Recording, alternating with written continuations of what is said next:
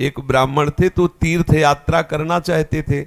उनके लड़के थे पर उनकी ज्यादा आज्ञा नहीं पालन करते थे, तो सोचा कि बूढ़ा अकेले तीर्थ यात्रा कैसे कर पाऊंगा। तो एक गरीब ब्राह्मण का लड़का था, उससे कहा कि भैया तू इधर उधर नौकरी के लिए भटकता, अगर तू मुझे तीर्थ यात्रा करवा दे तो मैं तेरी खान पान की व्यवस्था और धनराशि भी दे दूंगा। ब्राह्मण ने कहा चलो अच्छा है, आपके साथ तीर्थों का भी दर्शन होगा। तो जहां जहां जाना चाहते थे वो जवान ब्राह्मण बूढ़े ब्राह्मण को ले गया, तीर्थ दर्शन कराती हो। जब ब्रजधाम आया तो उसको बहुत बुखार आ गया बूढ़े को। उसने बहुत सेवा की, जैसे मतलब माता अपने बच्चे की सेवा करती है, ऐसे सब सेवा की उस जवान ब्राह्मण ने। बड़ा द्रवित हुआ बूढ़ा ब्राह्मण, धनी ब्राह्मण था वो। तो गोपाल जी के दर्शन जब करने गया तो उसने कहा बेटा तुमने बहुत सेवा की है, तुम्हें क्या दे सकता हूं। मेरे एक बेटी है, बहुत सुंदर है बेटी और बहुत धन संपत्ति है, मैं तुम्हें दूंगा। बोले देखो बाबा तुम तो यहाँ बोल रहे हो, घर में तुम्हारे जवान लड़के हैं, हमारी पिटाई करेंगे। बोले हम गोपाल जी को साक्षी करके कहते हैं कि अपनी बेटी का ब्याह तुम्हारे से करवा दूंगा और संपत्ति भी दूंगा। बात हो गई। तीर्थ यात्रा करवा के जब घर पहुंचा तो बूढ़े की हिम्मत नहीं कि बात कर सके लड़कों के सामने, क्योंकि बेचारा गरीब ब्राह्मण का लड़का।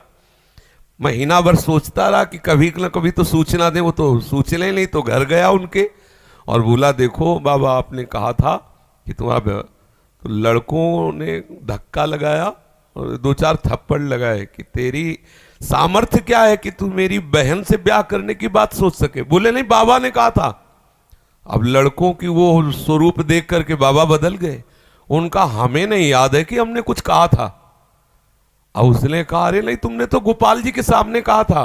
उनका हमें याद ही नहीं कि हमने तुमसे कुछ कहा है। पीट के भगा दिया। अब उस लड़के को इस बात का बुरा लगा कि तीर्थ यात्रा करके आया और कह रहा कि मुझे याद नहीं है। अब मैं अपनी तरफ से तो कहा नहीं था ब्याह करने की, और इसने हमारा अपमान भी करवाया, अब तो ब्याह करके ही रहेंगे। उसके जिद चढ़ गई। उसने पंचायत बुलाई और पंचायत में कहा कि इसने हमें तीर्थ यात्रा के लिए प्रेरित किया, तीर्थ यात्रा ले गया, मैंने इसकी सब सेवा की, इसने ठाकुर जी के सामने मेरे ब्याह की बात कही। तो बोले कोई और गवाही दो तब बात बनेगी। बोले गवाही में तो केवल हम ही और ये बुढ़ा और ठाकुर जी थे। तो बोले अब भाई गवाही तो दो में क्या, तुम जो कह रहे हो कि इन्होंने कहा वो कह रहे नहीं कहा, तो तीसरा चाहिए। वो तीसरे में तो ठाकुर जी थे। तो बोले अगर गवाही दे दें तो ब्याह हम जबरदस्ती करवा देंगे। पंचायत पहले लगती थी गांव में, जैसे होता है ना न्यायालय, तो छोटा मोटा न्यायालय समझो गांव का। पंच लोग जो निर्णय कर देते थे फिर वही होता था। तो बुढ़े से कहा तो बुढ़ा राजी हो गया, क्योंकि उसे पता था गोपाल जी थोड़ी आएंगे। उसने कहा अगर गोपाल जी कह दें पंचों के बीच में आके कि हाँ हमारे सामने ब्याह की बात हुई थी, तो अब किसी की बात नहीं मानेंगे, हम ब्याह कर देंगे। लड़के भी राजी हो गए, क्योंकि सबको पता था कि कोई ठाकुर जी मूर्ति थोड़ी चल के आएगी। और उसने मूर्ति नहीं माना था, उसने साक्षात ठाकुर जी माना था। आया वृंदावन और ठाकुर जी का शयन हो गया था। अब वहां से अब वो बहुत परेशान कि अब कल तक हम रुके फिर ठाकुर जी से बात करें, तो ऐसा। अब दरवाजा बंद थे, खटखटाया, क्योंकि उसके लिए मूर्ति थोड़ी है। और कहा सुनो गोपाल जी, हम तुमसे ये पूछने आए कि वो जो वृद्ध ब्राह्मण था उसने कहा था कि नहीं तुम्हारे सामने ब्याह की बात।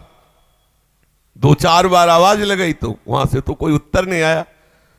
फिर बहुत जोर से बोला भड़बड़ा के, देखो हम तुम्हें चैन से सोने नहीं देंगे, हम पैदल चल के आए, भूखे हैं, और आप ब्याह की समस्या है और आपको इसका उत्तर दे। छोटी मोटी बात होती तो छोड़ देते, ब्याह की बात है।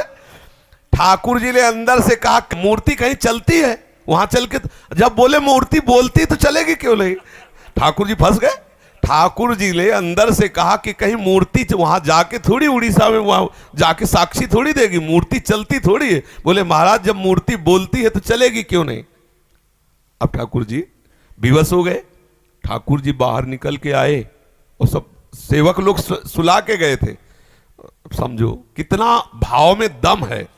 उसने देखा बहुत सुंदर गोपाल जी साक्षात ठुमुक ठुमुक कर करके आए, नौ किशोर।